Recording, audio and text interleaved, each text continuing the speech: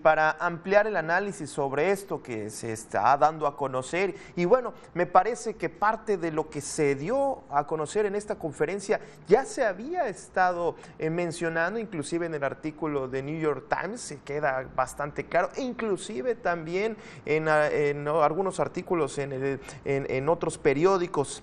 Precisamente uno de estos artículos fue también ya desde hace tiempo analizándose y se vino el análisis de ello. Por ello tengo el gusto de saludar al doctor en estudios urbanos y ambientales por el Colegio de México, Eric Serna Luna. ¿Cómo estás, doctor? Bienvenido aquí a Mega Noticias.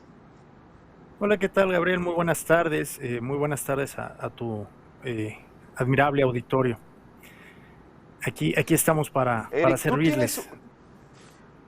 Gracias en verdad y lo aprecio. En la revista Nexos, hace ya varios meses, en el mes de mayo precisamente, publicaste un análisis muy interesante que, digamos, abría la puerta en ese momento, quizás fue un día después, fue el 3 de mayo el accidente y bueno, esto se publicó. Esto publicaste un sepulcro de horror, análisis de una tragedia que pudo evitarse. Estás planteando, y me parece que esa es la gran duda, que esto, pues más allá de la tragedia que ahí está, si fue verdaderamente un accidente, si fue un accidente o si fue una consecuencia de omisiones, negligencias y una verdadera bola de nieve de deficiencia tras deficiencia, doctor. Sí, Gabriel. Afortunadamente tuvimos esa, digámoslo así, oportunidad de escribir algo cuando esta tragedia estaba realmente sucediendo. Y sí me parece que es muy emblemático. Vamos a quitar un poquito lo técnico, me parece que eso ya lo analizaban hace unos minutos. Desde una perspectiva política, en términos del sistema político mexicano, hay una falla estructural, ¿no? Y me parece que, por un lado, hay como ver el fenómeno como un proceso. El primero de ellos, por supuesto, en la construcción de la línea 12, en esta celeridad política, en el contexto en el cual va a haber un cambio de mandato, en el interés que también se tiene por dejar testimonio a través de grandes obras urbanísticas, ¿no?, de lo que fue un periodo de gobierno. Y posteriormente la segunda fase, que también me parece muy importante, es la fase en la cual se detecta que la línea 12 estaba mal construida, tenía fallas, que paró casi un año, se tuvo gran parte de esta línea y no se solucionaron los problemas, ¿no? Inclusive puede ser que no se hayan identificado y no se solucionaron. Quizá no se tomó la decisión política arriesgada y tal vez adecuada de reformular o reconstruir la línea 12, ¿no?, en ese momento, y tuvo esa fase, digámoslo así, tuvo dos momentos, que fue el año posterior a su inauguración y después cuando sucede el sismo de 2017, ¿no? Entonces me parece que allí la fase que ahorita nos están entregando el dictamen corresponde a la primera parte de la responsabilidad, que es la construcción, pero me parece que sí, al analizar el proceso de los 8 o 9 años que tiene la línea 12 o que tuvo la línea 12 en funcionamiento, esas dos partes son importantes de identificarlas. Y finalmente, pues la parte del mantenimiento final, ¿no?, la reducción del presupuesto, en lo cual pues la administración en turno está involucrada, como también en lo que tú bien comentabas, en lo que se comentaba en este mismo noticiero, sobre las responsabilidades que, más allá de los nombres, no pueden recaer en una sola persona o en una sola administración, ¿no? Creo que eso desde un inicio lo recalqué, sí. Lo vuelvo a poner en la mesa, que es un proceso. Esta tragedia es una consecuencia de negligencias, de omisiones, de malas decisiones políticas, y que hay una responsabilidad compartida, y por supuesto va a haber sanciones o culpas que la ciudadanía espere que se repartan más allá de las relaciones políticas, más allá de los vínculos partidarios.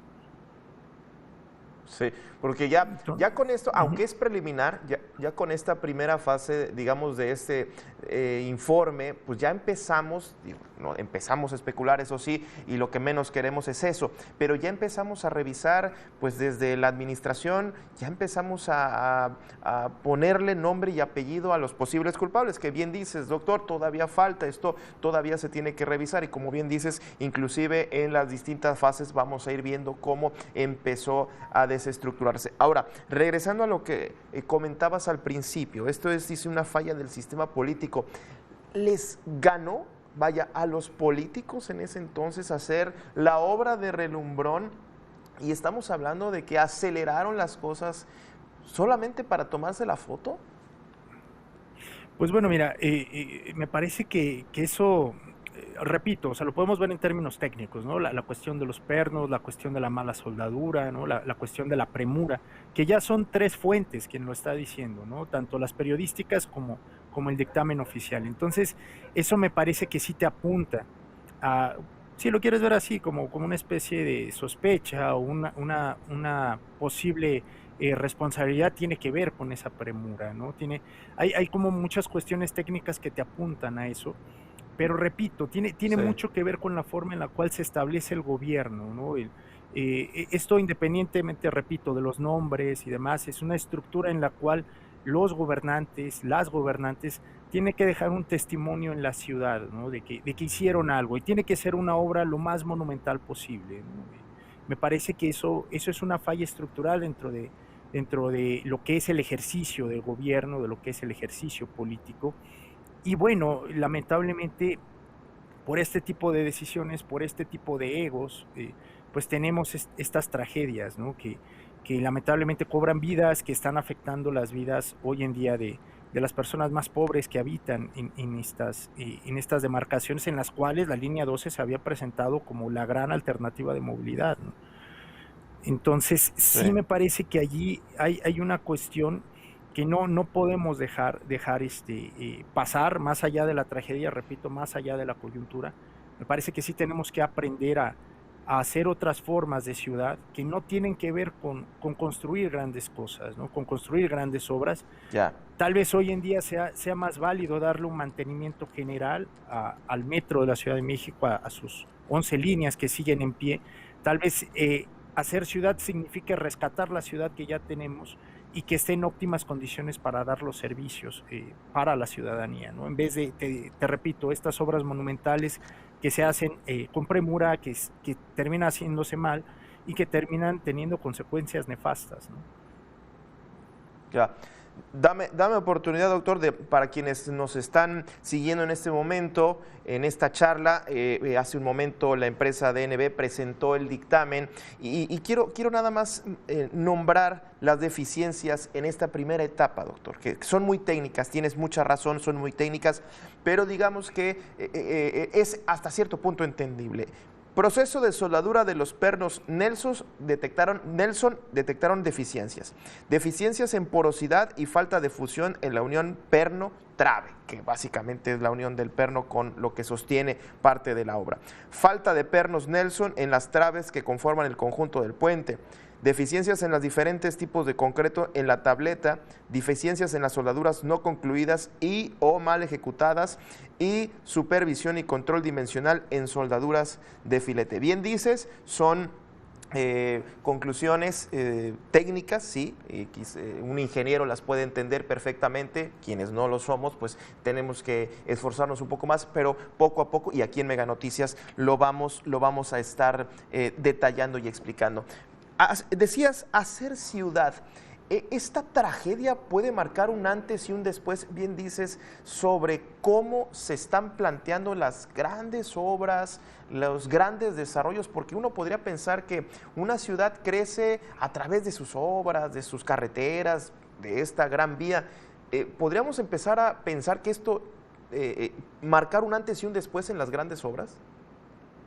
Me parece que sí, Gabriel, me parece que, mira, a final de cuentas las tragedias, los grandes errores, tanto en la vida en general como en la vida personal, nos tienen que ayudar a cambiar ciertos rumbos, a hacer ciertas transformaciones, a aprender lecciones.